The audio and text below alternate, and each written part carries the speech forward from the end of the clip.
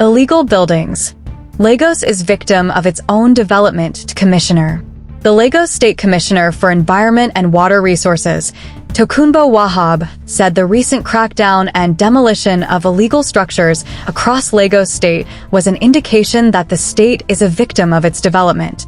Wahab stated this in an interview with Arise Television on Sunday. He said the government of Lagos State is not battering its citizens, but is rather just a victim of its development, and as such, everybody coming into the state has got to come in and be responsible and be able to be accounted for. The truth is that no matter what the government does, there is a state of mistrust between them and the citizens globally. It is a global thing. My response to this is we are not battering them. You can't say you are under the bridge and you want us to account for you. It is not habitable at all. It is not about battering people that are underprivileged. We can't do that. But it is about taking ownership. Lagos is just a victim of its own development.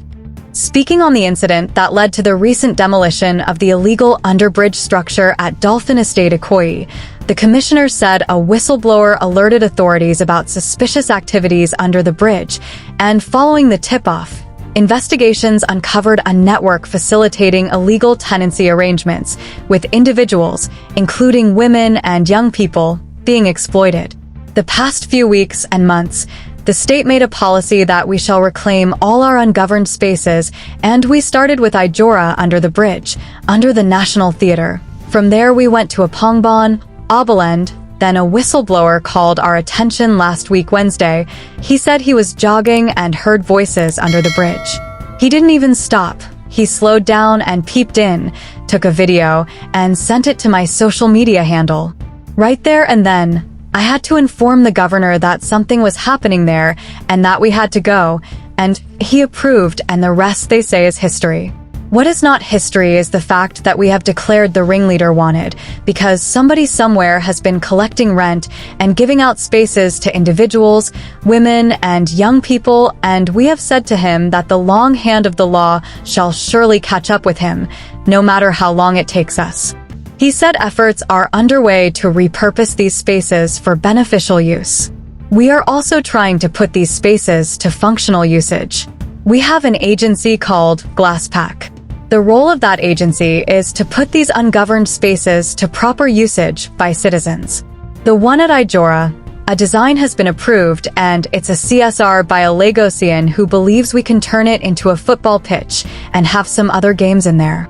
Obalend has been taken up by one of the biggest telecom companies in the country, MTN, and the design is already in the works. Same thing we are going to do for Apongbon and the Dolphin area. So, what we are saying to the citizens is, don't be vulnerable, no matter how desperate you are.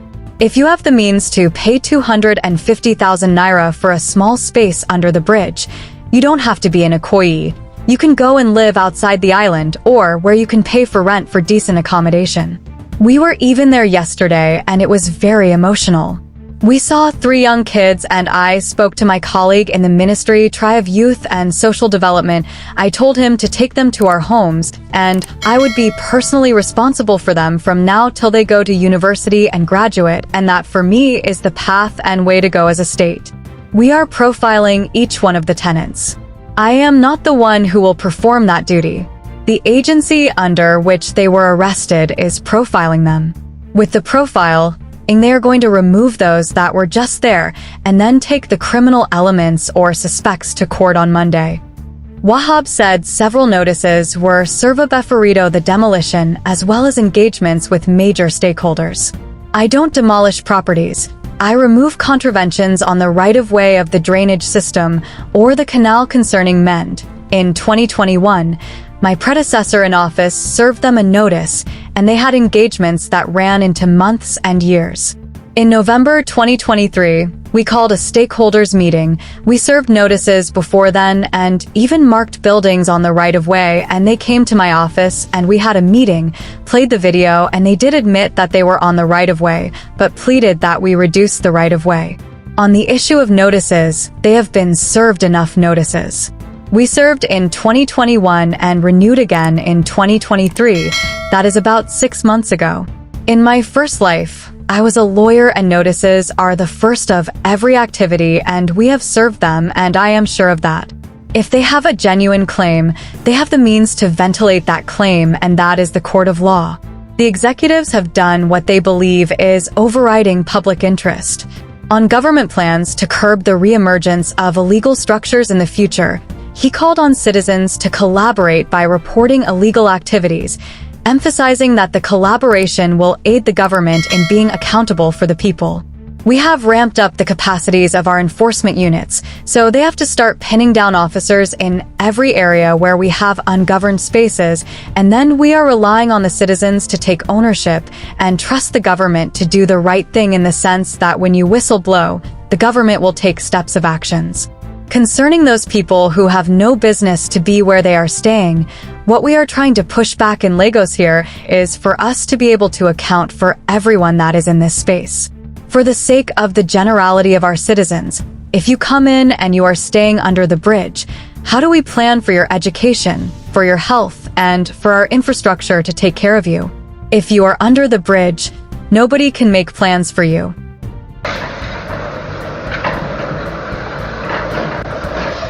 Total disregard to environmental safety and building guidelines is obvious here at Ifako, Ogudu area of Lagos.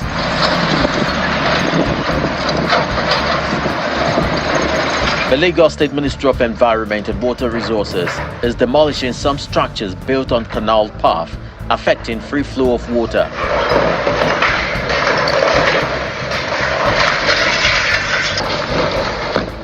The commissioner in charge, Tokunbo Wahab, is out with his team for an enforcement exercise on System 1 drainage route in Kushofe, local government area of the state.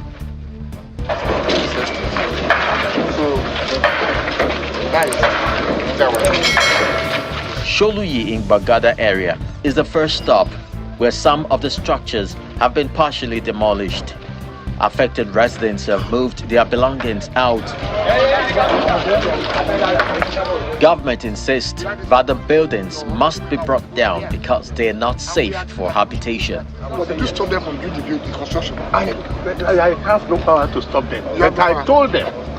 Remember in 6 months ago. What are we talking about? It means you build your people. Beyond me.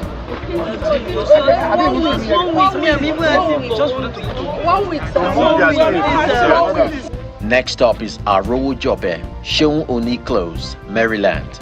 Structures here have been marked. Owners of the affected property go emotional, pleading for help. Mercy. We understand you. You are asking for mercy because today you are going to benefit from it if it happens. How about the other people that are going to do something?